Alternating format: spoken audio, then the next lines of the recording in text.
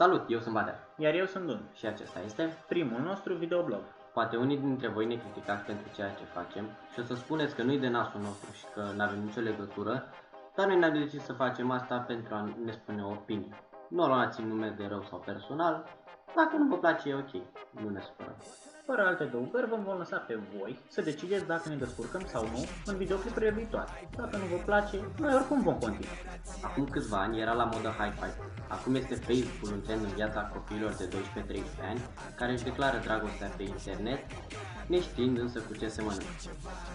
Frate, e ok să ai iubit sau iubită, dar prea vă prefaceți în victime pentru 2-3 like-uri și câteva comentarii care pur și simplu nu și-au rostul și sunt acolo în plus ca să probabil băgați în seamă.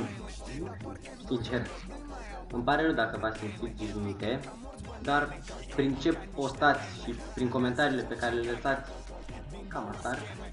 Și mai nou este la modă să faci videoclipuri cu păreri. Adică, scuză-mă frate, a făcut o persoană și prin acel instinct de turmă faceți toți, la fel ca provocarea Ice Bucket Challenge. Sincer, cei câți ați donat dintre voi? Sau câți știți despre ce e vorba în această provocare? Și în plus, în loc să faci un videoclip idiot și cretin cu păreri, de ce nu te duci în fața prietenului tău sau prietenii tale și să spui ești drăguță, ești de treabă? Nu crezi că s-ar simți mult mai bine dacă ar ști chestiile astea? Și dacă le spune tu față în față, doar îmi dau cu păreri. Oricum, vă mulțumim pentru vizionare și lăsați opinii, păreri, orice în secțiunea de comentarii. V-am lăsat. Pa, pa!